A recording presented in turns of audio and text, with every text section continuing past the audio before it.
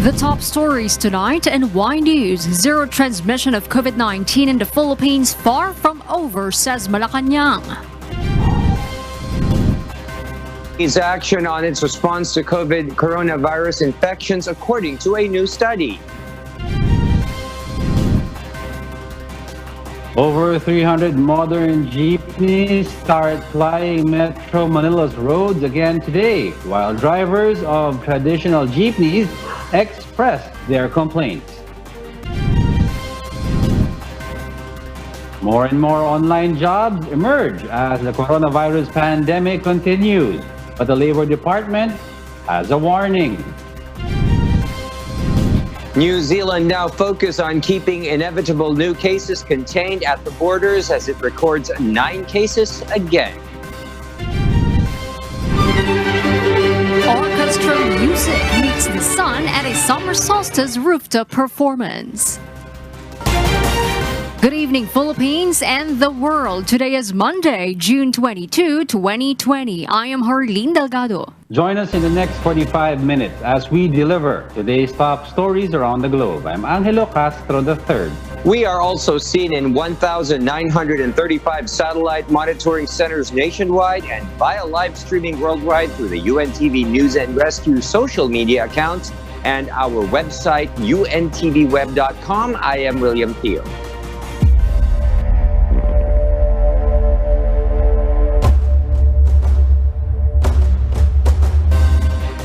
First in the news, zero transmission of COVID-19 in the Philippines is far from over. Our Malacanang correspondent, Rosa Licos, has the details why.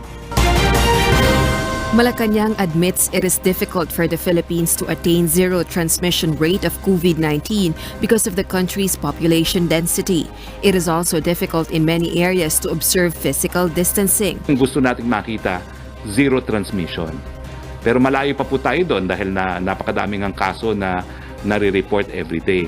But according to the palace, if enhanced community quarantine or ECQ was not implemented in the country, thousands of Filipinos might have died from COVID-19, like what happened in first world countries. Secretary Roque says that for now, the country has improved its fight against COVID-19 and has slowed down the case doubling rate to 7 days as well as the mortality rate. The daily positivity rate for COVID-19 tests has also decreased to 5%.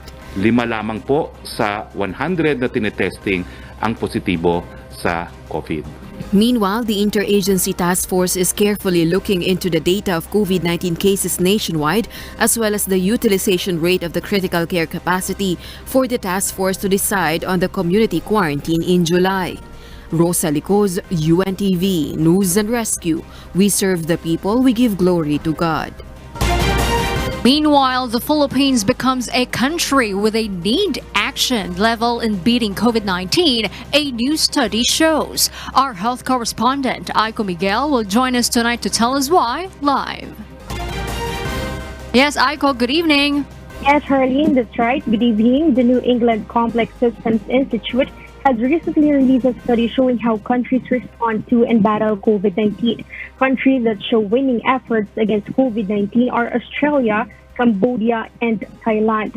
Harleen, Australia has 7,461 cases, with 6,896 recoveries and 102 deaths.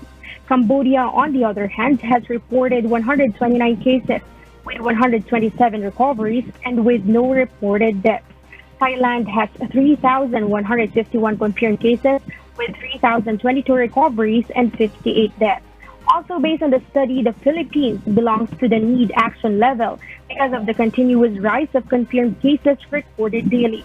Together with the Philippines in the need action level are Brazil, Canada, and Singapore. The data used in the study are from the Johns Hopkins University dated June 21, 2020. It is also stated in the study that in order to win against COVID-19, nations must exert faster efforts on isolation, expanded testing, plus a faster turnaround time to release results of COVID-19 suspected cases.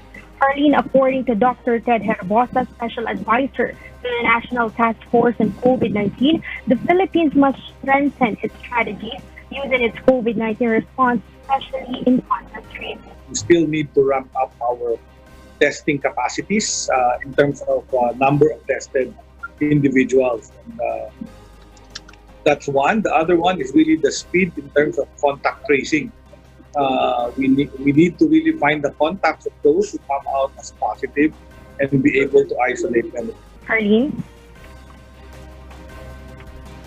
Yes, Aiko, may I ask, what is the advice of experts to further prevent the resurgence of COVID-19 transmission? Arlene, people should accept the fact that COVID-19 will be a part of the disease that will affect people's lives, like flu, cough, colds, dengue, and others. But if the public also be extra cautious, this will prevent a wider transmission, especially now that hope is seen because COVID-19 vaccine discovery is underway. The epidemic will spread, tama ka. We will be seeing cases that will be going on until next year, I think, continue dito. If our structures are good and our measures are good, I'm thinking by November, December, wala na masyadong cases. And I'm hoping walang resurgence in the coming year. And Harleen, with the continuous spike of COVID-19 cases in the country, the expert advises the public to be more responsible in observing minimum health standards, especially now that more people are allowed to go outside their homes. And that is the latest live. Back to you, Harleen. Thank you so much, Aiko Miguel, for that report. Meanwhile, residents of Talisay City and Cebu Province woke up to general community quarantine today. This was after Mayor Gerald Anthony Gullias Jr. received on Sunday the national IATF resolution reclassifying Talisay City's quarantine status back to GCQ. The local chief executive describes the measure as a GCQ-like MECQ. Also in his post, he warns that being in GCQ is not a reason for people to leisurely move around the city. Mayor Gullias underscores even to Chief of Police Major Gerard Pelare, GCQ is for the economy, not for leisure. There will be also random and or simultaneous checkpoints in the morning, afternoon, and nighttime.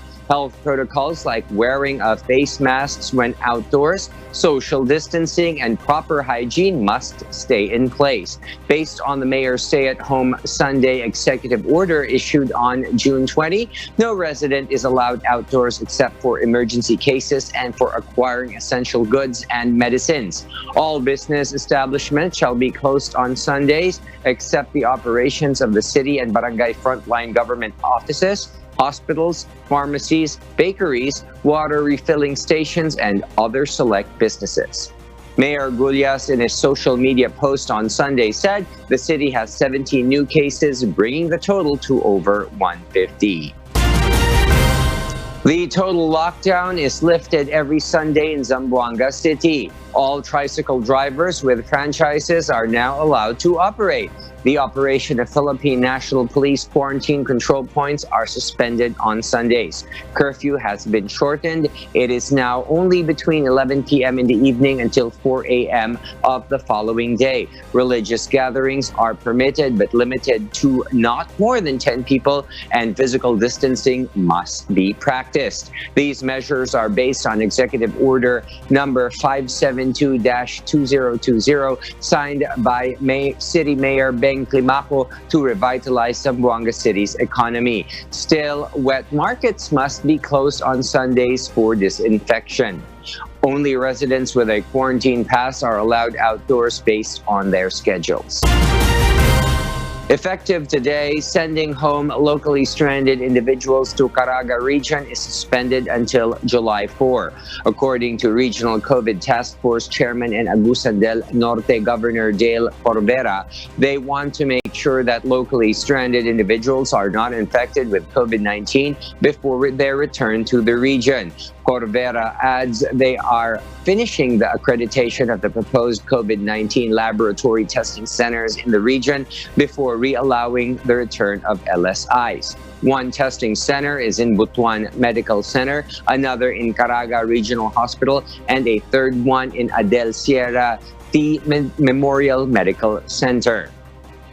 About 8,000 LSIs have returned to Caraga, according to data from Governor Corvera as of today. PNP Chief General Archie Gamboa says implementing enhanced community quarantine or ECQ in Cebu City is challenging given the situation on the ground. Our police correspondent Leah Ilagan reports why.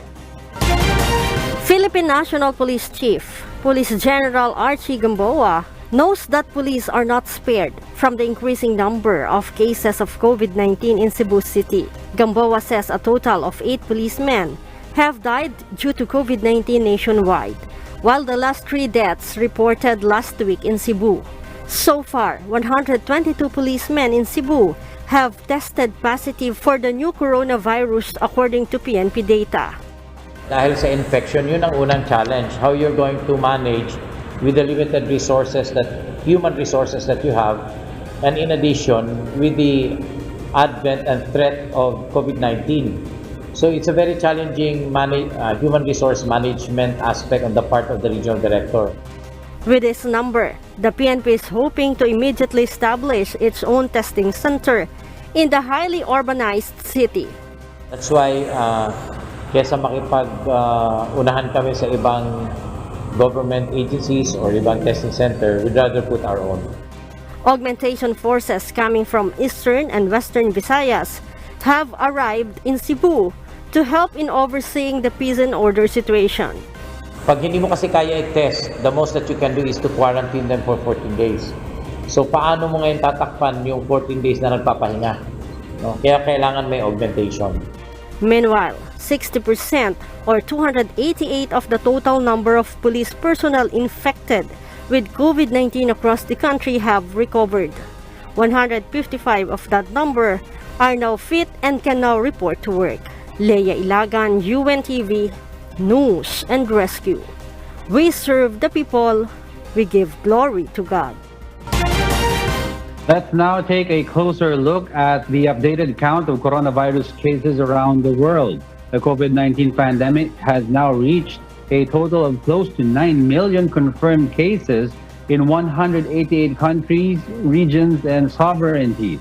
The fast-spreading disease has claimed more than 460,000 lives, while over 4.4 million patients across the globe have recovered from the new coronavirus infection.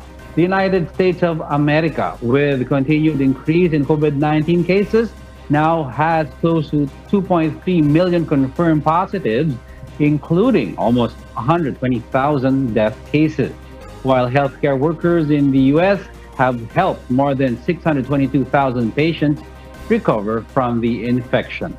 On the other hand, Brazil surpasses the 50,000 mark of deaths from coronavirus infection.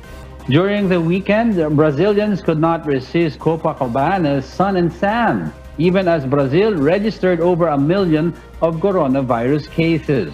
Police needed to clear the iconic beach in Rio de Janeiro. Experts say the true numbers are likely far higher due to a lack of widespread testing in the country with over 211 million people. Meanwhile, the country's Department of Health says that 630 new cases were reported today, including 467 fresh cases and 163 late ones. That raises the total confirmed cases of coronavirus infection in the Philippines to 30,682. That is, as of 4 p.m. today, we have lost 8 more patients. But through our fervent prayers, medical interventions, and sacrifices of our medical frontliners, 250 more people have won their battle against the invisible enemy. That brings the total recoveries nationwide to 8,143. Thanks be to God. Friends and relatives of persons deprived of liberty in the Bureau of Jail Management and Penology, or BJMP, facilities in Camarines Norte Province may now visit their loved ones behind bars virtually. This is made possible through the initiative called eDalaw. This measure is being observed as BJMP facilities are under absolute lockdown in the Philippines because of COVID-19. Jail Officer 1 Karen Clay Elnar states that eDalaw is an opportunity for PDLs to have a 5-minute video call to their loved ones. Lao ay isang sistema na kung saan meron pong ginawang Facebook account ang Daet District Jail. Ito nga pong BJMPE Dalaw. Dito po, pwede nilang kontakin ang ating mga PDL. Hindi na kinakailangan na magkaroon pa sa ngayon ng interaction, physical contact kumbaga. Aside from Dalaw, each PDL has the privilege to make a 3-minute call every day. BJMP Camarines Norte is also busy creating a system on how to adapt the new normal while giving PDLs a chance to meet their loved ones without compromising health protocols.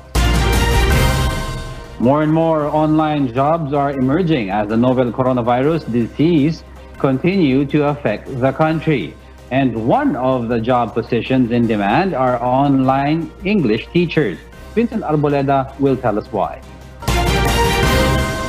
Transportation remains a problem for majority of commuters, especially for employees going to their workplaces. That is why more job seekers are looking for online jobs and those with options of working from the comfort of their own homes. One of these is online English teaching, which is now in demand in the country. Our Filipino teachers are doing such a great job that more Chinese students want to have lessons with them. And this is why we are looking for more teachers, and the growth plan is really 30,000 more this year. The income is good as it will depend on the number of slots you offer. More slots, more classes, more earnings. Online English teachers must possess good command of the English language, a laptop or a desktop computer, reliable internet connection, and passion to teach. Many have also chosen this work, just like Mark, Jude, and Jovel Ann, as it gives them freedom to manage their time and, most of all, safety from the dangers outdoors. When it comes sa convenience, syempre, nagtatrabaho ko lang sa bahay mo. Anytime na may gagawin ka, pwede kang lumabas, makaka-leave ka anytime you want. Per hour na lang yung pay, pero mas safe ka naman. So, ito na lang yung pinili. But the Department of Labor and Employment advised the public to properly check the website of an online teaching company to avoid fraud. Makikita naman doon yung history ng company, anong ginagawa niya. Kung hindi pa rin natin tiyak, o pwede po na sumangguni po tayo either sa SEC, sa DTI, o kaya sa local government unit kung naka-register po ba yung kumpanya. Vincent Arboleda, UNTV, News and Rescue. We serve the people. We give glory to God. Meanwhile, Malacanang clarifies the interagency task force is studying the possibility of allowing backriding among private motorcycles using devices to curb the spread of COVID-19. But according to Malacanang, this does not include motorcycle taxis because motorcycle taxis must get franchise approval from Congress before they can operate officially. Pinag-aaralan ng IATF na payagan ng backriding ng private motorcycles subject to health and safety protocols. Kaya po walang angkas or iba pang taxi service kasi wala po silang prangkisa. Kinakailangan muna sila kumuha ng prangkisa sa Kongreso. At natapos na po yung testing period o pilot study. Hindi na po pwede ang kinagawian.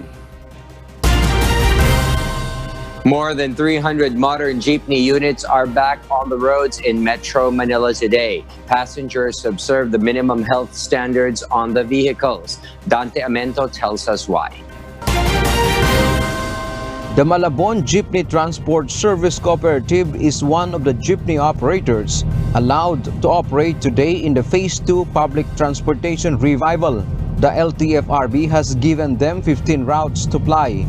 Those include Nubaliches Malinta via Paso de Blas route, Bagumbayan Taguig Pasig via San Joaquin, and Fort Bonifacio Gate 3 to Guadalupe Market. Based on the fare matrix from the LTFRB, 11 pesos is the minimum fare for the first 4 kilometers.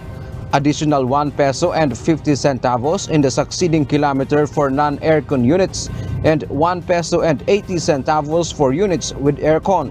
Meanwhile, a no face mask, no entry policy is imposed. Passengers' body temperature should be checked. They must sanitize their hands with alcohol rub before boarding. Inside, physical distancing is strictly observed, and passengers should give their name, contact number, and address for possible contact tracing. Well, just in case na ano naman nating mangyari yon ay baka matsambahan, meron tayong contact tracing. A driver and passenger assistance officer or PAW wears a face shield, a face mask, and gloves. Only a 50% capacity is allowed.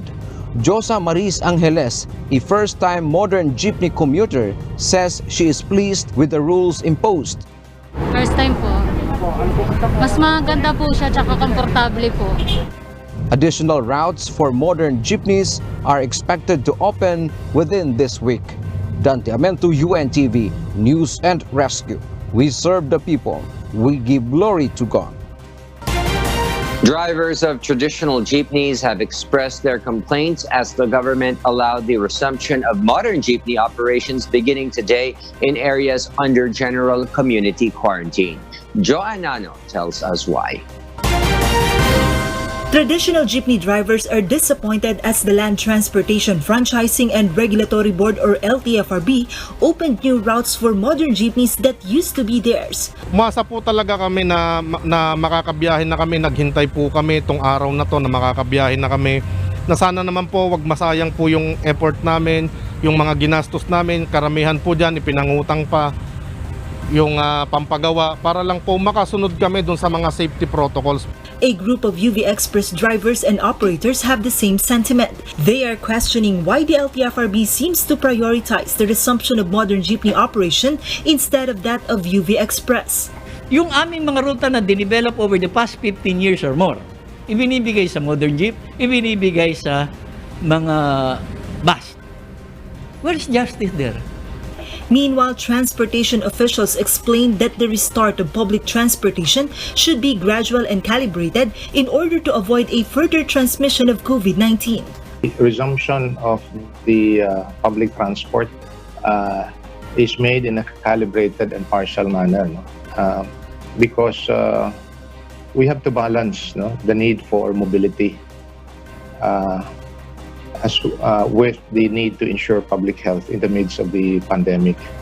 Hindi po natin kakayanin na biglaan po lalabas at pwedeng i-deploy yung lahat ng public transport on the first day because the transport sector is one vulnerable sector pagdating sa pandemya ito.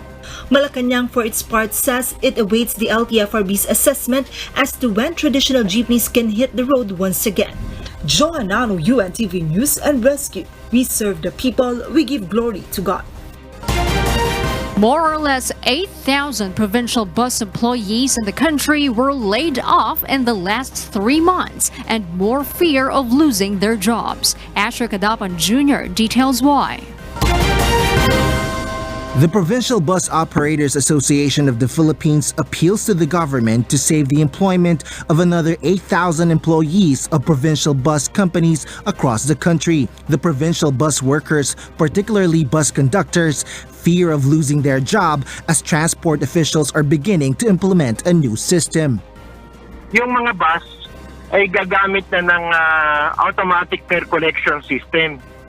At kung ipapatupad yun, ay pati yung mga konduktor mawawalan ng trabaho. So, isasama mo yung mga konduktor doon, another 8,000 empleyado mawawalan ng trabaho. Transportation Secretary Arthur Tugade explains that cashless payment system aims to protect operators from pilferage and other losses while observing contactless transactions to avoid the further spread of COVID-19. But some provincial bus drivers are against its implementation. Hindi po kayo papabor din dahil marami pong mawawalan ng trabaho. Some bus conductors, on the other hand, understand the precautionary measures the government is imposing. Masakit man po sa kalooban na mawalan nga po kami ng trabaho bilang konduktor, pero mas maganda pa rin po yun kasi nga po dahil po sa ating social distancing, dahil sa pandemic po nangyayari.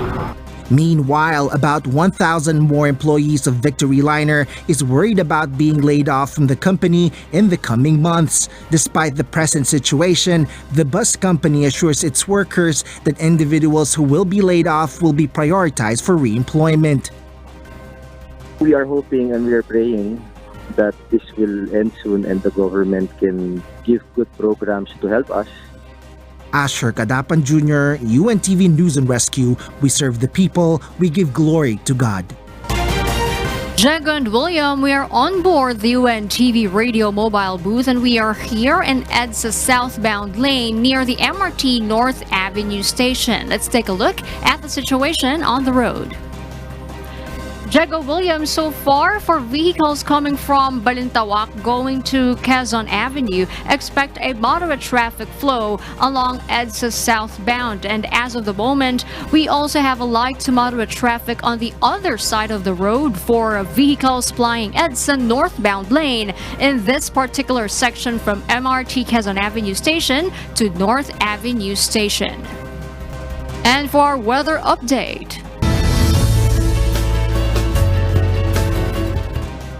Intertropical Convergence Zone or ITCZ is affecting several parts of the country. State Weather Bureau Pag-asa says in its daily weather update, the ITCZ is affecting southern Mindanao. Meanwhile, Metro Manila and the rest of the country may experience partly cloudy to cloudy skies with isolated rain showers due to ITCZ and localized thunderstorms. Possible flash floods or landslides may occur during severe thunderstorms. The National Bureau of Investigation warns the public against posting any threats online. This comes after a rape threat posted on social media to Sharon Cuneta's daughter, Frankie Pangilinan. One of our senior correspondents, Ray Pelayo, explains why. The National Bureau of Investigation Cybercrime Division Chief Attorney Vic Lorenzo says the agency is looking into the true identity of the person behind a social media account that posted a direct rape threat on one of Sharon Cuneta's daughters, Frankie Pangilinan. The perpetrator's age is also an important factor that will help determine the appropriate charges to be filed against the creator and owner of the account. Yung post kasi nakalagay, kung 12 years old ako, gagasain ko yung anak mo, tapos hindi ako makukulong, ganun. So, didetermine natin later on kung ano ang edad nung actual na nag-post nung threatening messages na yun. Kapag kasi minor yan, may mga consideration tayo kasi meron tayong Juvenile Justice and Welfare Act, diba? Ko-consider yun. Attorney Lorenzo adds that if the poster of the threat is an adult, he will face charges under the cybercrime law. The NBI warns that any threat, whether true or just a joke, has corresponding charges under the law. May kulong ang light threat sa unjust vexation, medyo mababa ang penalty niyan, imprisonment niyan. Pero pagka in relation to 10175, 1 degree higher niyan. So 6 years, 1 day to 12 years ang penalty. Based on Cuneta's post, they suspect that the culprit is living abroad and they already have a hint as to the person's workplace. Meanwhile, Justice Secretary Menardo Guevara said it is possible to track a person even if he is abroad through coordination between the Philippine Justice Department and the country where the person is. Our courts must acquire jurisdiction over the person of the defendant before he could be tried, he further states. Ray Pelayo, UNTV News and Rescue. We serve the people, we give glory to God.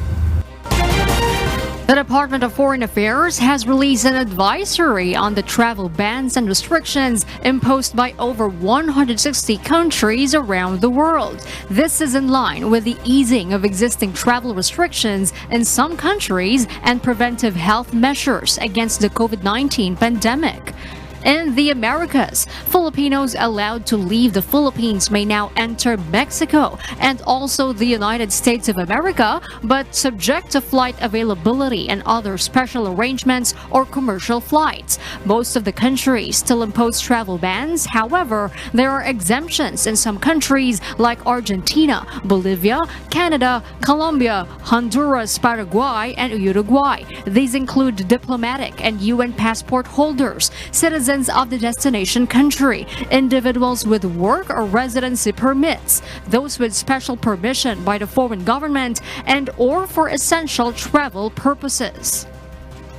Meanwhile, Filipinos living or working on stranded in countries including Dominica, Guatemala, Suriname, Trinidad and Tobago, and Venezuela may not leave. In the Asia Pacific, Filipinos allowed to leave the Philippines may enter in Cambodia, Singapore, and Vietnam, but still subject to the country's medical protocols on arriving international passengers. Other countries that eased restrictions include Bangladesh, Maldives, Micronesia, Mongolia, Nauru, Papua New Guinea, New Zealand, Republic of Korea, and Sri Lanka. On the other hand, Macau Special Administrative Region and mainland China are still prohibiting the entry of foreign nationals with visas, including work visas or residency permit. Several countries in Europe have also eased travel restrictions, including Andorra, Azerbaijan, Belarus, Montenegro, Serbia, and Turkey. Meanwhile, in the Middle East and Africa, Filipinos allowed to leave the Philippines may also enter countries with eased travel restrictions, including Zambia, as well as Eswatini, Iran, Lesotho, and Mozambique. Other Middle East and African countries still impose travel ban, but those who qualify in the exemptions may enter. These countries are Angola, Bahrain, Cabo Verde, Chad, Gabon, Guinea-Bissau, Iraq, Kuwait, Saudi Arabia, Oman, Qatar, Saudi Arabia, Sao Tome and Principe, and the United Arab Emirates. However, the DFA notes this information on travel bans and restrictions is subject to change without prior and sufficient public notice. The DFA reminds travelers, even those who have valid visas or confirmed flights, should consult with embassies or consulates of the country of destination and ports of transits before booking the ticket. The agency adds it is best to check ahead of travel dates with airline carriers for departure. And for the news abroad, here's Elsie Marcos live from Auckland, New Zealand. Good evening, Elsie. Good evening, Will, and to Diego and Harleen. How are you? Yes, I am doing good. And how are you? I hope you're doing fine also. And what have you got for us tonight, Elsie? A week ago, New Zealand was COVID-free. After 24 consecutive days of no new cases announced, 2 women tested positive for the virus. There are now 9 cases of the coronavirus nationally, but none of those are receiving hospital-level care. And later we'll find out why Germany struggles to impose local lockdowns. And Beijing in China is busy setting up its first mobile inflatable laboratory.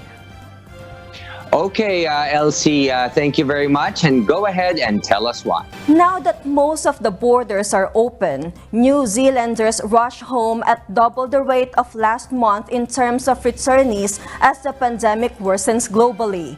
Some flights coming in were also coming from countries with higher rates of COVID-19, Prime Minister Jacinda Ardern said. PM Jacinda Ardern has announced further measures to protect New Zealand against COVID-19 as the world enters a dangerous new phase. New Zealand now has 9 new COVID-19 cases, but none is receiving hospital care. She said the new health order will make it clear that individuals must submit to testing and medical exams, including the potential for multiple tests. The order also says a negative test must be returned before anyone can leave quarantine or manage isolation. Ardern said her focus was on keeping inevitable new cases contained at the border. Quarantine at the border will remain, but she was still looking at co-payment for those in quarantine or managed isolation. She stressed that they were actively being looked at. Australian officials are trying to contain a fresh outbreak of the novel coronavirus, telling residents in the cluster hotspots today to avoid travel outside their suburbs in Melbourne, the country's second largest city. Victoria State, of which Melbourne is the capital, has recorded double-digit rises in new COVID-19 infections, accounting for nearly 90% of the 126 cases detected nationally over the past week.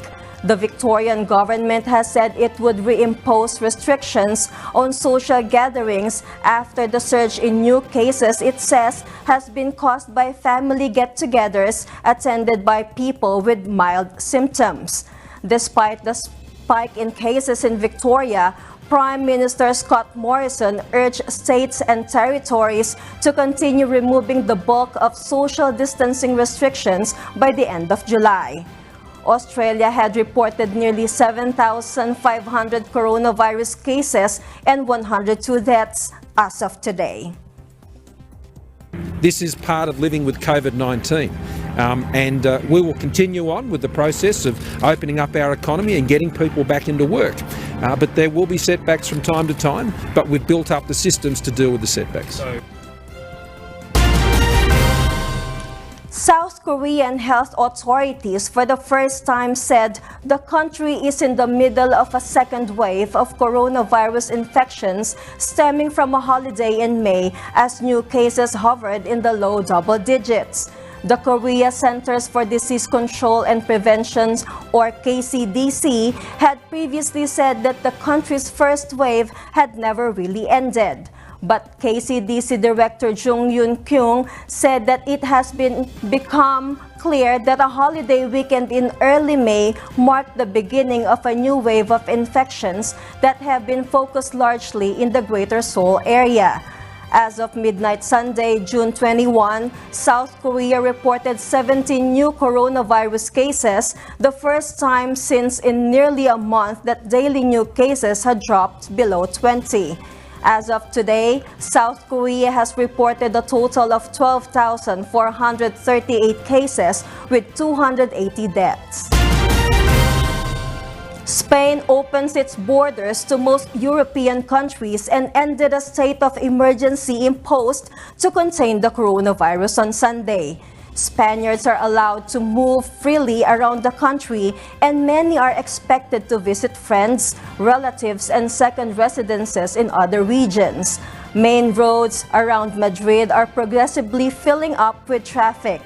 People will still have to wear masks in public when social distancing measures cannot be observed. Since March 14, people have had to remain in their own provinces. In his final address during the state of emergency, Prime Minister Pedro Sanchez praised Spaniards on Saturday for coming together during one of Europe's strictest lockdowns, but warned they should remain vigilant as there could be a second wave. Spain, which became the epicenter of the disease in March, is the seventh most affected nation in terms of COVID-19 cases as of today.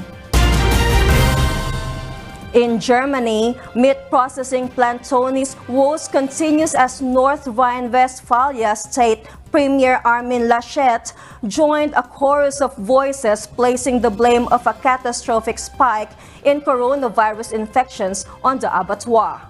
Officials in North Rhine-Westphalia have forced 6,500 employees and their families to go into quarantine after more than 1,000 staff at the German meat plant tested positive for coronavirus.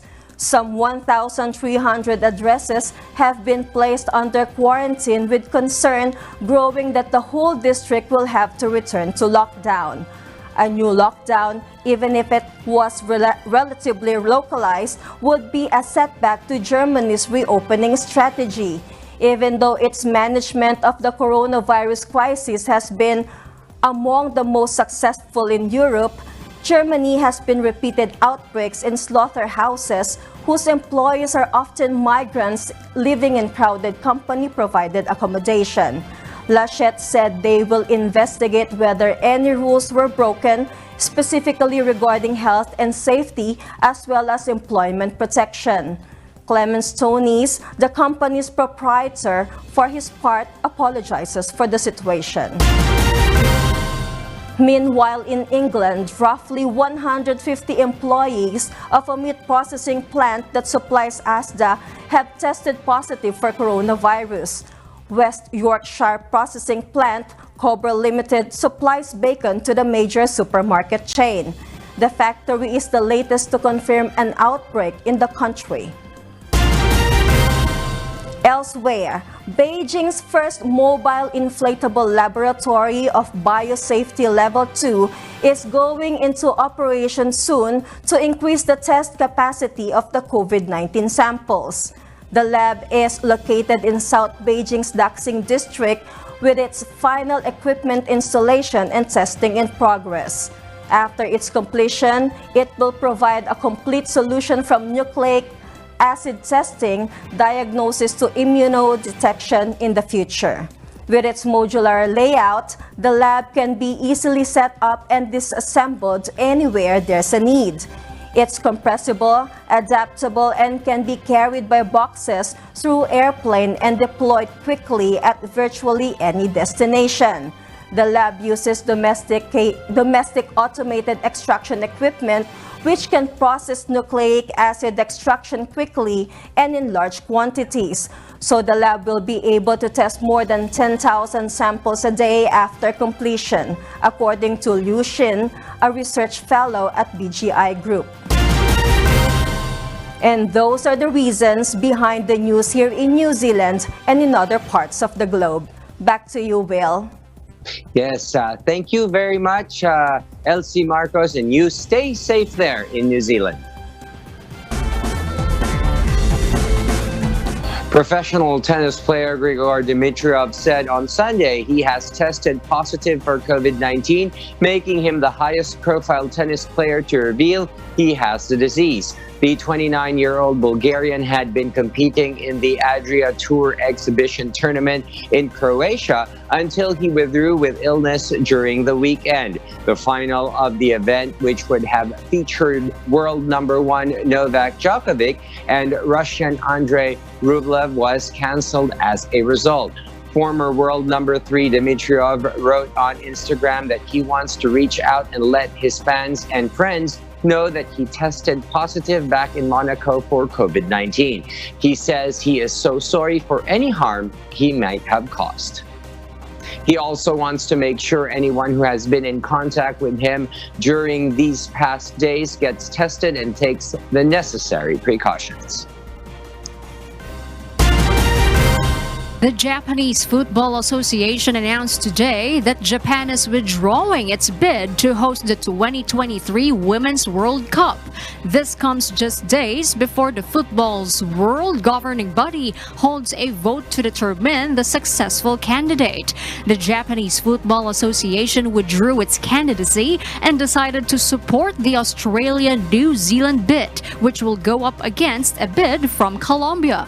Earlier this month, FIFA rated the joint Australia-New Zealand bid as the best to host the tournament, with Japan in second place. The JFA said a key factor behind their decision was losing the support of the Southeast Asian ASEAN Football Federation, who have publicly said they would support the Australia-New Zealand bid. JFA Chairman Kozo Tashima left the door open for another bid in the future. An Italian star violinist and an orchestra bring music amid the COVID-19 pandemic, making sure to keep a safe distance apart on the day of the summer solstice. Here's why from Nina Armilio.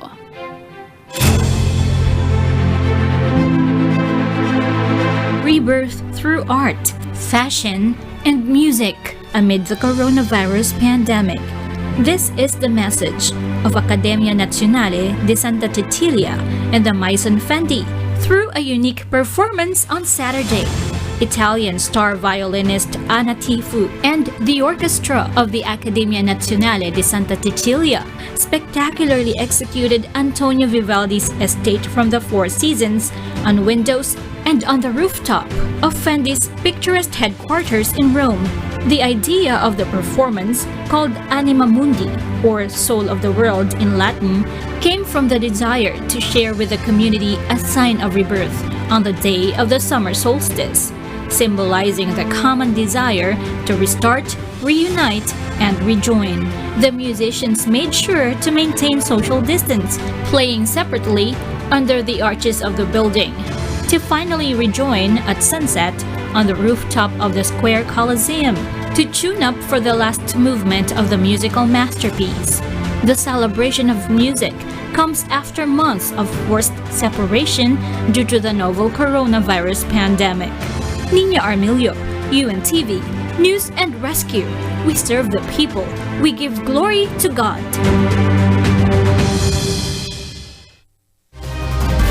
And those are the reasons behind the news, June 22, 2020. I am Harleen Delgado. We serve the people. We give glory to God. Reasons we deliver to you as they unfold. I'm Angelo Castro III. And I am William Theo. Because we need to know, we will always ask why. Have a great evening and stay safe, everyone.